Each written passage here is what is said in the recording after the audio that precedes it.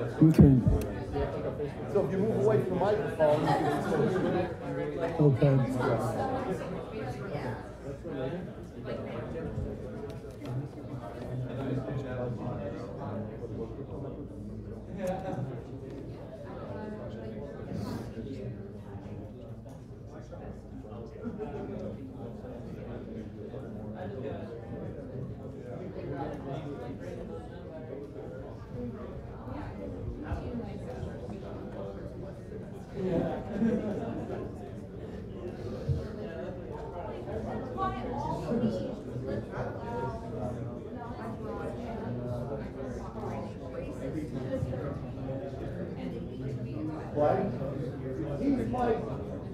He's got a mic on, and he's got this mic. That's okay, right?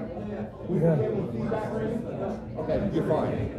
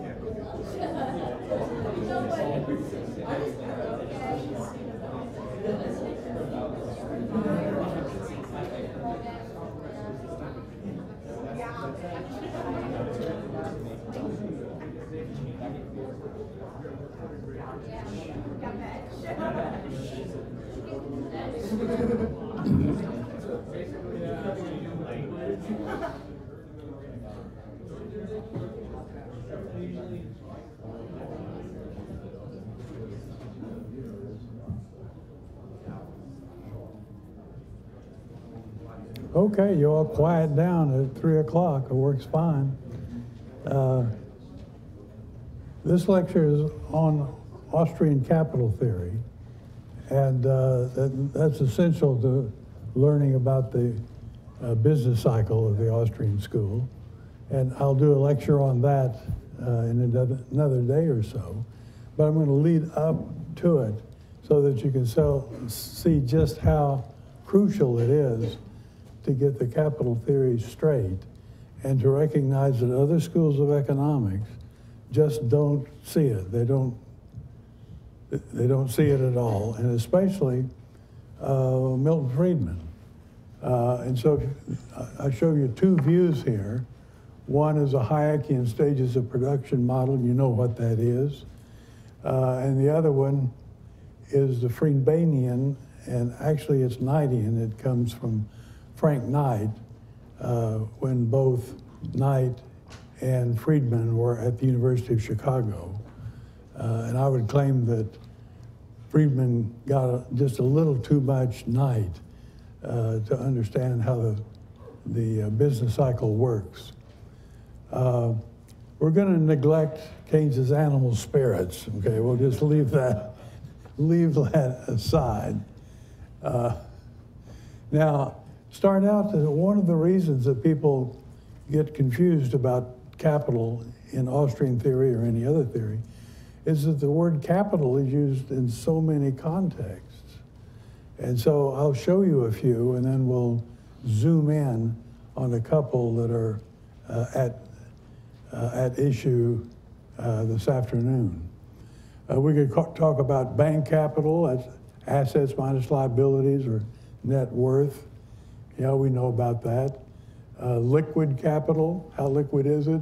Well, that's cash held by producers for future investment. So that's the dollar capital.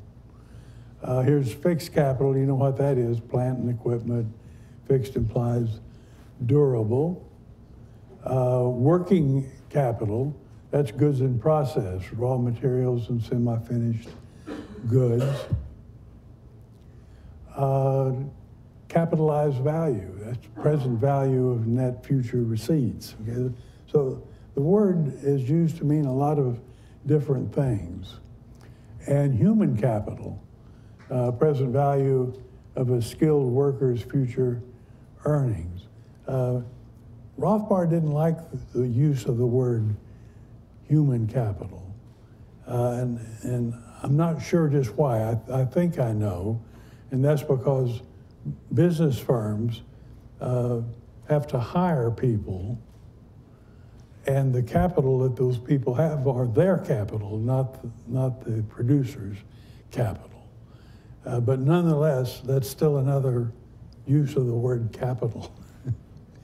Now we're going to get serious, because I'm underlining things, okay? And one of them is Frank Knight. His concept of capital was as a capital stock. So it's a stock of productive factors that yield a flow of consumption goods. So you'll hear a lot this time about stock and flows. And then you could guess the other one is capital structure. That's the Austrian School, the temporal pattern of heterogeneous producers' capital, okay? And it's a pattern that can change, and can change by changes in the interest rate. And the changes based on the interest rate do one thing if the rates come down because people start saving more, and it does another thing if it's the central bank that pulls them down. One gets you increasing growth, the other one gives you boom and bust. So that's what you want to look for in this lecture. So throw all the rest of them out, and those are the ideas of capital that we're going to work with. Now there's a problem of measuring capital, and sometimes it's hard to get a handle on this. What's the problem, okay? And one way of saying it is capital is heterogeneous. Now, it doesn't get very far. A lot of things are heterogeneous, okay? So that can't be it exclusively. Another one, let's see, but aren't labor and land heterogeneous too? Well, yeah. So what's so strange about capital? Let's go on. Capital is radically heterogeneous. Now that sounds like something Ludwig Lockman would say, okay? And that's fine, but we need to see what it means, okay? So just how radical is capital heterogeneity? So capital is dimensionally capable, or heterogeneous. It's dimensionally heterogeneous. All right? Now, let's look at our labor, land, and capital. And I've put in some units here for you to figure out what they are. Not all units of labor are alike. Well, of course, not all units of land are alike. Not all units of capital are alike. Well, so what's so good or what's so strange about capital? And I'll show you what, and you'll be able to see just what. Let's start with labor. Worker hours, that's the working unit. Now, okay, we could talk about unskilled labor or semi-skilled labor or skilled labor, okay? But they're still heterogeneous, but at least we have an idea of what the units are. And then you could guess what it is in land. We call it acres if you're talking farmland. And of course, it can be different grades of fertility. It can be terrain. It could be location and so on. But we can talk about acres. If it's residential, then of course Whoop, went the other way. If it's residential, then that's another way of looking at it. Now, I'll ask you, what are the units of capital? What are those units? And you're kind of hard-pressed to say something. And I've scoured through a number of, well, I'll say intermediate level macro books to see what they say about it, all right? So here are a few of them. They just put units. I mean, just take out the parentheses. There are units of capital. Yeah? What are the units, well, let's look at even some worse intermediate macro texts. What you get, doses of capital. That's not going to work, okay? Chunks and hunks. I'm not a differential. So I went to a computer and just looked up and see what these things are and if that can work. Okay, so there you got gallons and you got pounds and said no, that's not going to work. There's a dose of capital. Okay. There's a chunk.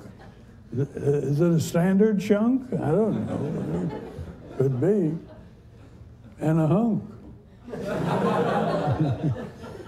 That's human capital. So who knows what that means? I think Rothbard's against that too.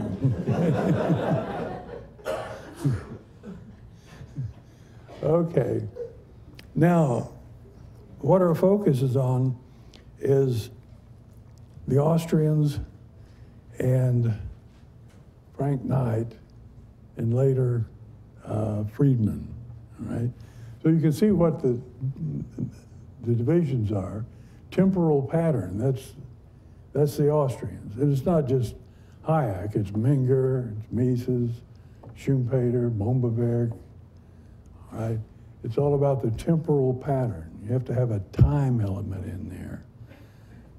And it can change with the interest rate. And it's important about what it is that changed the interest rate, as I've already indicated. And then stock and flow has a pretty antiseptic look to it. It doesn't have any pattern at all, just a stock of it and a flow from it, right?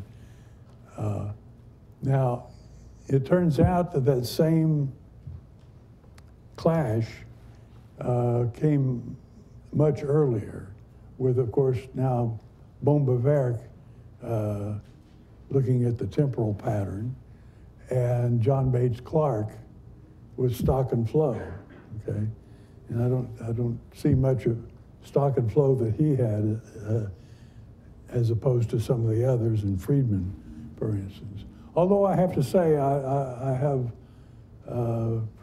good feelings with Clark, but that's only because he looks just like my grandfather. So I'll spot him that. All right. So what about production time in the Clark-Knight vision? And it goes like this. You see a bunch of trees that have been set out, and some of them are growing because they've been there more time than others.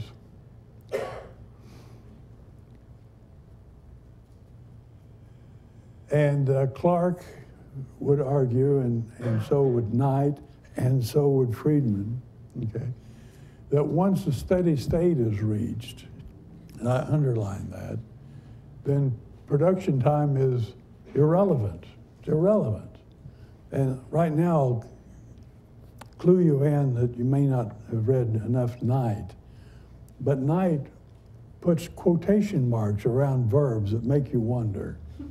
Why do you do it? And to me, it seems like when he puts quotation marks, he's just sort of crossing his finger, like, I hope you'll go for that, So we'll see more of those. I'll let you look for the quotation marks. Point them out if you don't see them, okay? So trees have a linear maturity structure, actually log linear. You can see the curve a little bit, okay? Each period of sampling is set out and a mature tree is harvested. Oh, okay. Look there over on the left. We're starting out with year one. These already got set out, okay? And so there, we've got another one, okay?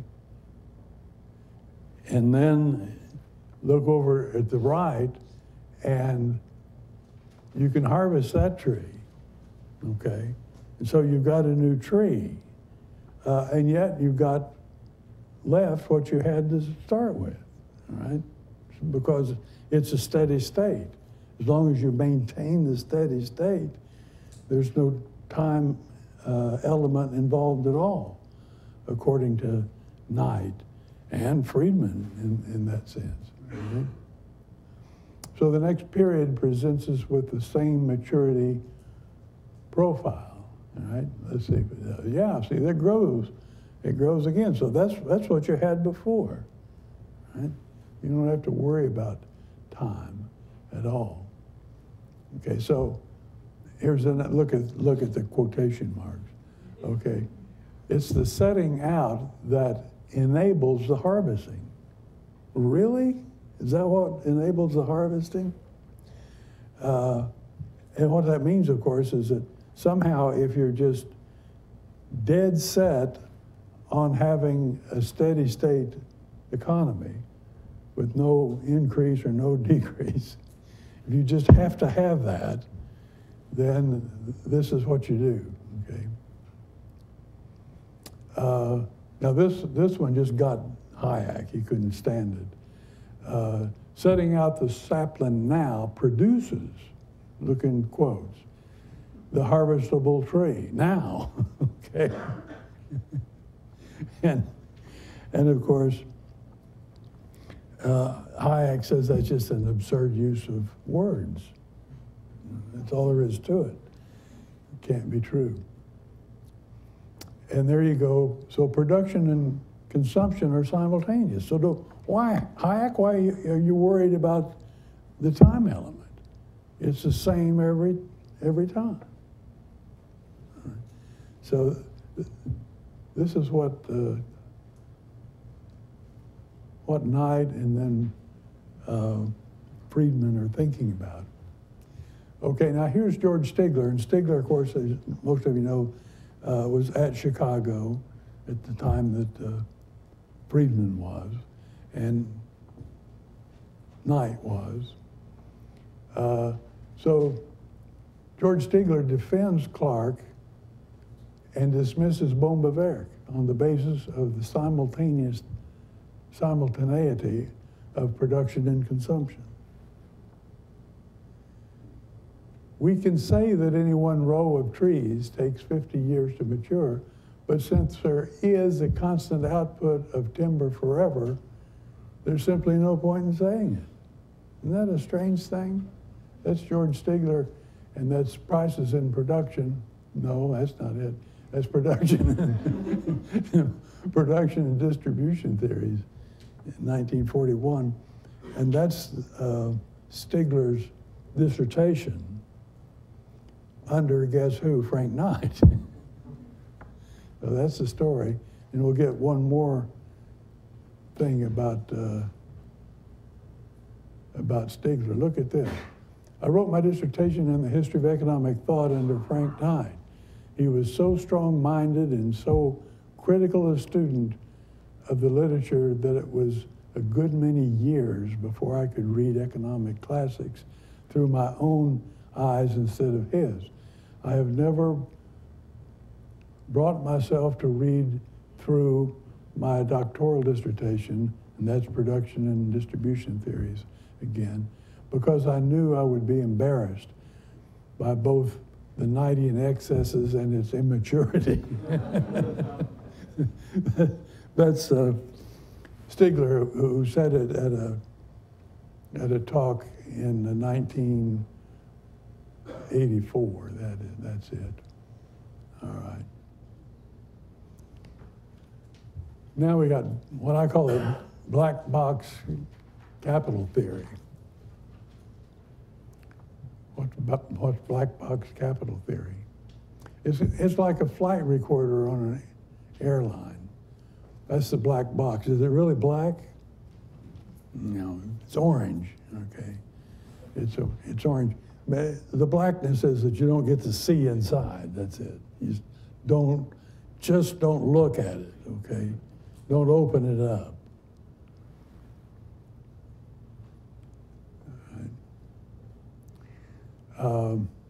So it's any complex piece of equipment, typically a plug-and-play unit in an electronic system, the specific context about which the user has no need to know, all right?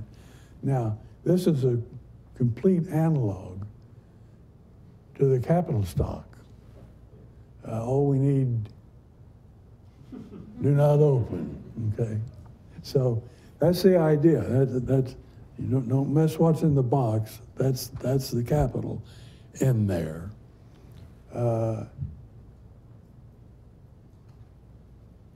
See what we can do with it. Yeah, so you have maintenance of capital. It sort of maintains itself, as you can see, and a flow of consumption.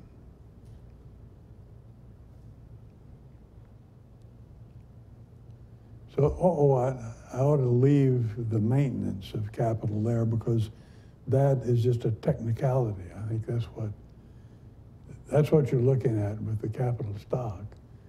The capital stock includes maintenance as there it is, technical detail. Well, of course, it's not a technical detail. I mean, some people would do more maintenance than others.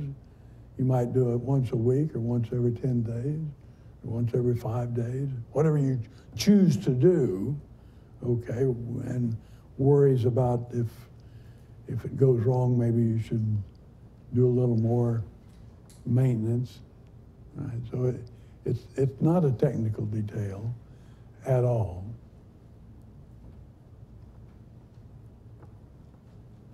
So hence the capital stock is permanent. It maintains itself. It's permanent. And they say it, you know, I'm saying he puts quotation marks every time you turn around. And that's actually not always, because he has another way of saying it. Gerald O'Driscoll put me onto this years ago, and I keep underlining it in my book on night. Here it is. The capital stock is permanent. Well, in a sense. And then a page or two later, well, capital stock is permanent, as it were. What else would I go? Capital stock is permanent, so to speak, all right? What can you do? It's not permanent. We're sorry, okay? So the permanent capital stock yields a perpetual flow. Can you think about what the qualifications are? In a sense, as it were, so to speak, okay? So if you go for night, and that's what you've got to get into. So here we are. The capital stock, we've got maintenance of capital, we've got flow of consumption. Okay, so we have a system of capital yielding consumable output. All right.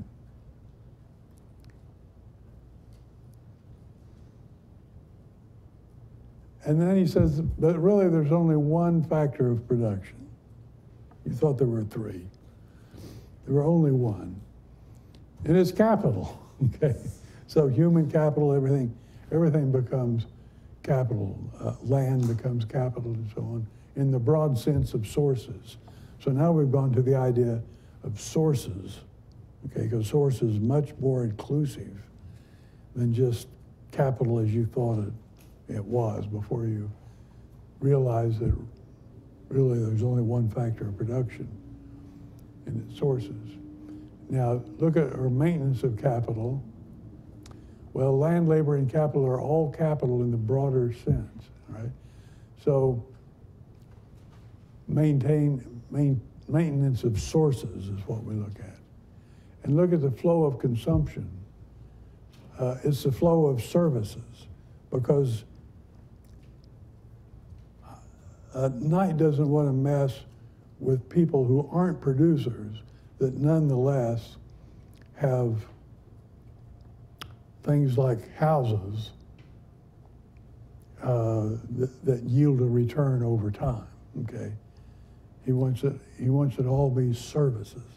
So you have to think that everybody's a renter or something. Everybody has a service because they own a home. All right. Now, don't try to read this. Don't try to read this. It just wouldn't work. Let's put the sources up, and the maintenance of sources, and the services. So that's what we got. And I'm going to try to read it for you. I may not make it, all right? But to help me and maybe you, I color-coded. So you know where the services are and you know where the sources are. Okay. Now, before I go through this, you'll say, well, why go through all this gibberish? I mean, this one is Friedman. It goes over to the next slide, and I'll show you where it comes from. Friedman. So this is Friedman. And so he's locked into tonight on capital theory. Okay, well, I have one blue thing up there just to let you know what it's about. The key feature, that's Friedman. And then I write, of the process in which interest rates have been lowered. And I put it that way because what they're talking about has been lowered by the central bank. Okay, not that you decided to change your saving habits. Okay, it's been lowered. Okay, so the key feature is that it tends to raise the prices of sources. Okay, that's the orange thing, of both producer and consumer services. And those consumer services have to do with houses that are rented, okay, relative to the prices of services themselves. There really are services like the maid or something like that. It therefore encourages the production of such sources, and at the same time, I mean, everything happens here at the same time. So you don't have any problems during a bust, all right? Because it all happens at the same time, the direct acquisition of the services rather than of the sources. But these reactions in their turn tend to raise the price of services relative to the prices of sources. That is to undo the initial effects of the interest rate. Okay, so nothing really has happened because no time has been allowed for anything to happen. And it goes on, it's pretty, let's see. Okay, the final result may be a rise in expenditures all directions without any change in interest rates at all. Interest rates and asset prices may simply be the conduct through which the effect of the monetary change is transmitted to expenditures without being altered at all. So everything just happens at once, essentially. And there's no time for a depression or a downturn. And this comes from Friedman's Optimum Quantity of Money and other essays. You could look it up. That's a strange thing. So essentially, he could have said, okay, so much for that, Mises, you know, so much for that, Hayek, because nothing actually happens. All right, now, despite the fact that they're talking about steady state, they do realize that things can go awry and you can actually grow or you can actually shrink, right? And so that they show how this works too. Let's see if we can do it. Okay, there's a capital stock. Doesn't get much output, but everything comes back to the capital stock.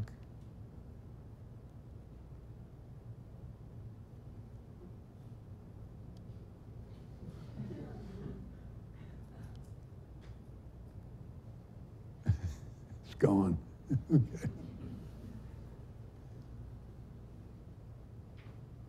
All right, now let's just look at Knight and Hayek, and might as well say Friedman and Hayek, all right?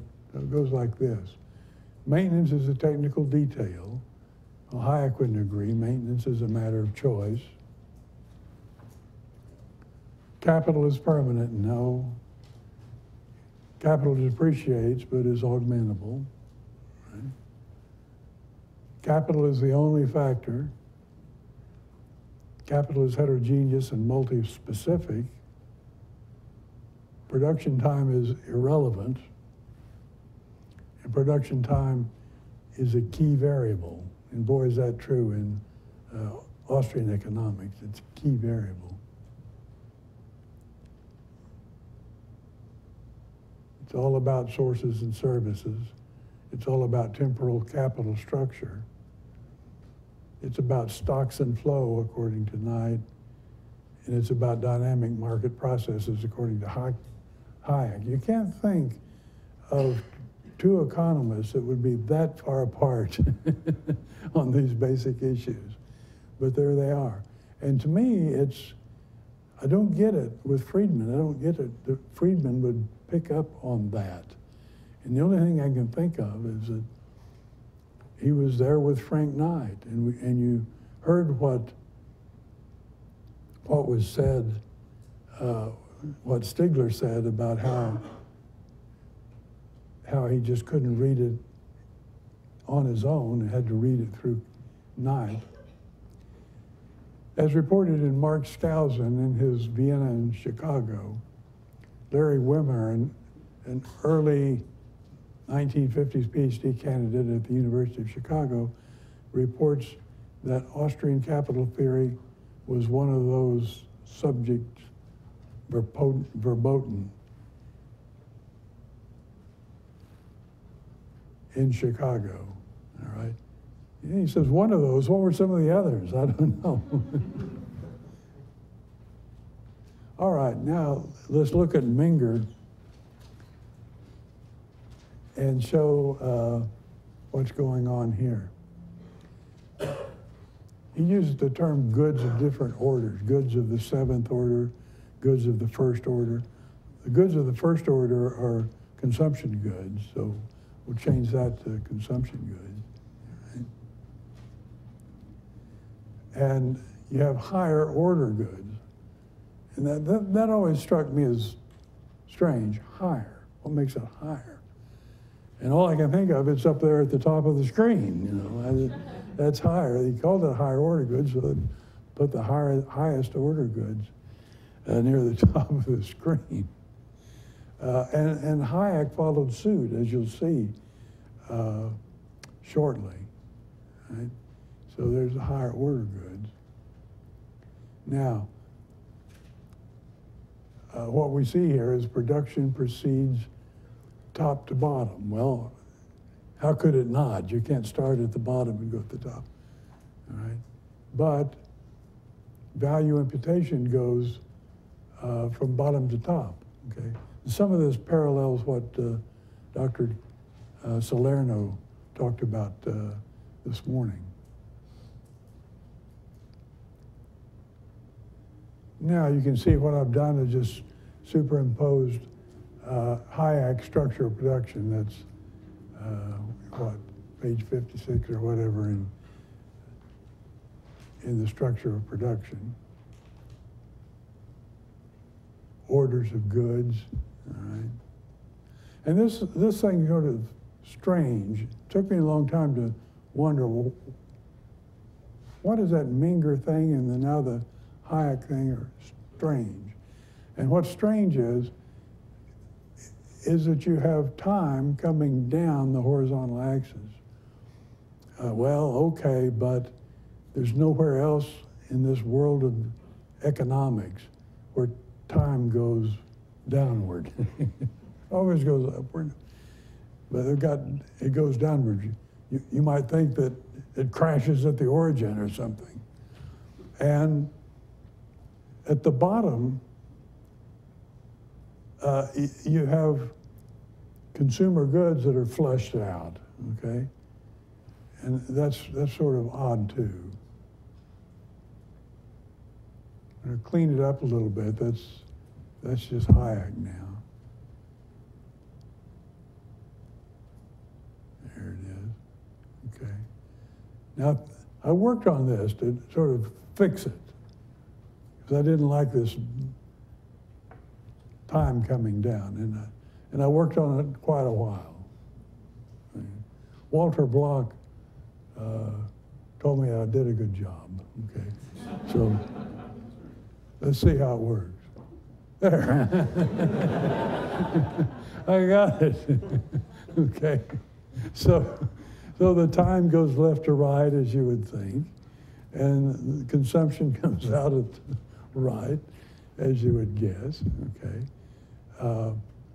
Now, there's a more stylized triangle. Well, it's not a stylized, that's the triangle. Okay, when you talk about the Hayekian triangle, it's just really the blue part there, or purple, whatever that is. Hayekian triangle, yeah. Okay, production time is a sequence of stages, we get that, all right. Now, you might all be thinking, if we're dealing with the capital structure, isn't that really a simpleton thing, a simpleton way of looking at it? Geez, but at least you have the time element there.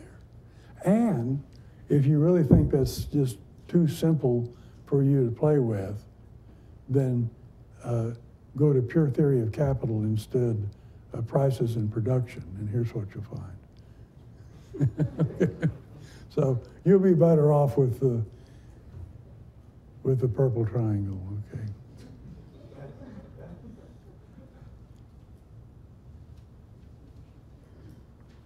Okay, here we go. The structure of production, I think I've got time now.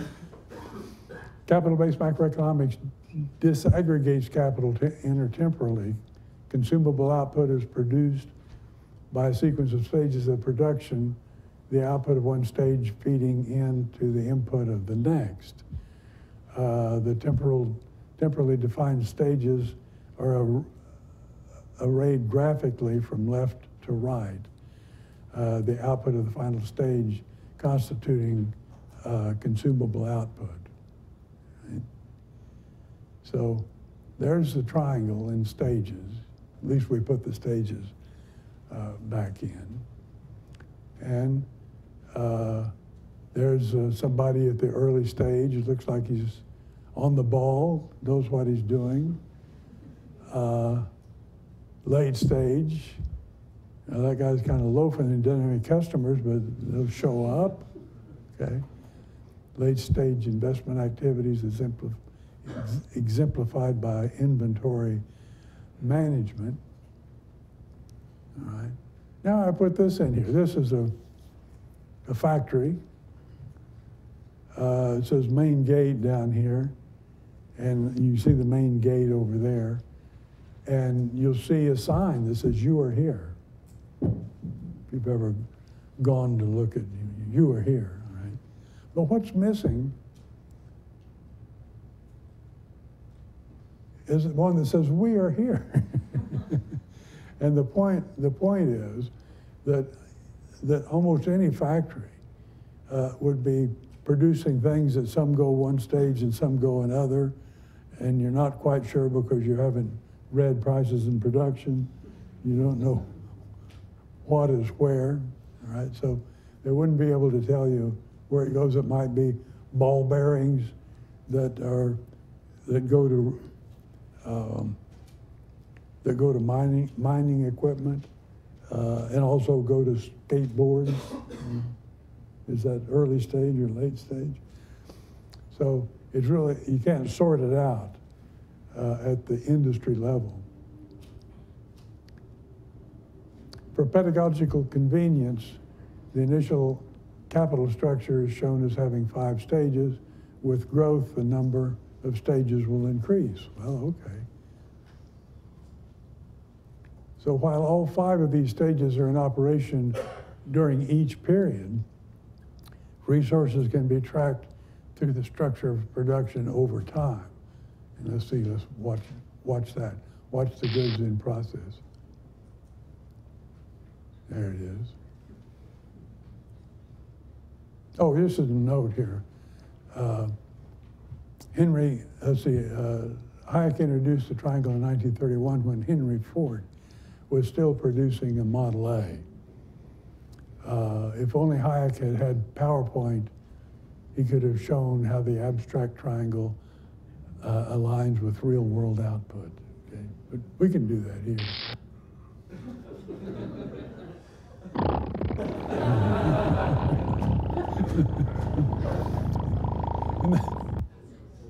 And that's just to show you that the output doesn't fall out of the bottom, okay?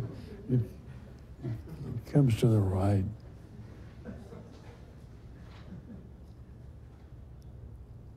Together, the sequence of stages form a Hayekian triangle, a summary depiction of the economy's intertemporal structure of production. In an economy experiencing secular growth, the triangle increases in size, but not or not necessarily in shape. And that is, it'll increase in size if people are saving, right? And it'll change in shape if they decide to save more or save less. That's what it meant. Watch the structure of production expand. And here you can see it expands. People must be saving, but it's the same general shape as the triangle. When people choose to save more, the change in their preferred temporal pattern of consumption is registered by the market, the first and foremost by a reduction in interest rates. And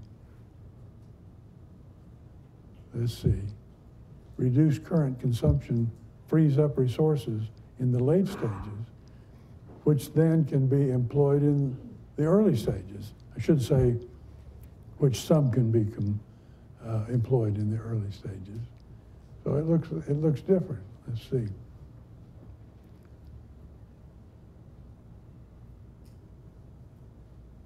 So watch the structure of production respond to an increase in savings.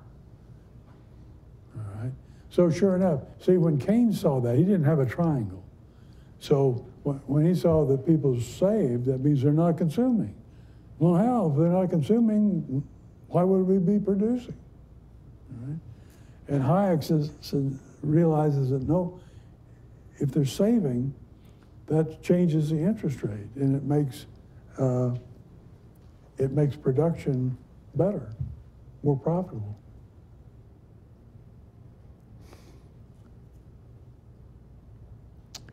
So in Hayekian theory, increased saving results in a reallocation of resources towards the early stages of production. Here are the differential interest rates, sensitivities are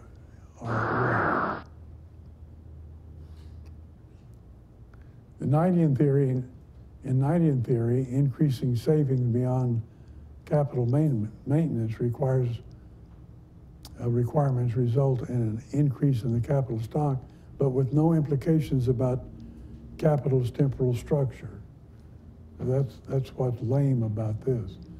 You can get a big capital stock, but it's not spread out just right.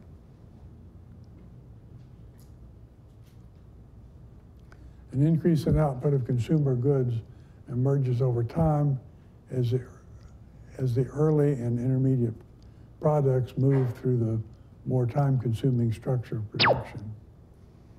So now that you have saving, you can increase faster.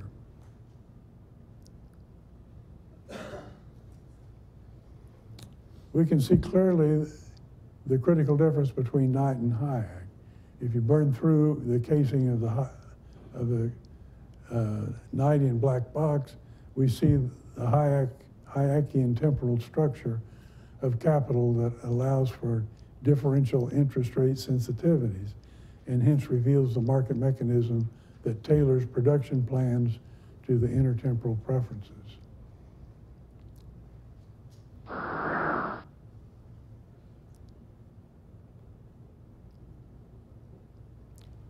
If the interest rates are telling the truth about people's willingness to save, it gets genuine, sustainable growth. If interest rates are being held down by the central bank, we get an artificial boom followed by a bust. So that's the end of this one and the start of the boom-bust cycle when I do another view. Okay, there they are. Thank you.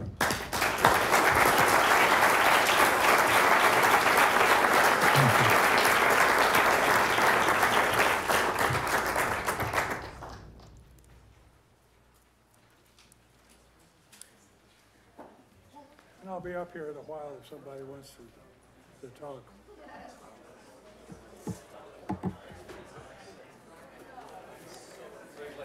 You like this? Especially the PowerPoint. How long do you take to make those? Probably too long. But they're very illustrative, especially for such complex stuff. Yeah. It really brings Yeah. They teach people from looking at me. That was my goal. So it's a question. When we increase savings, do the production stations always, are the production stations always added to the early production stations? Or could they knit to late production stations? Well, they can be, when you see the triangle change, you see it's about the middle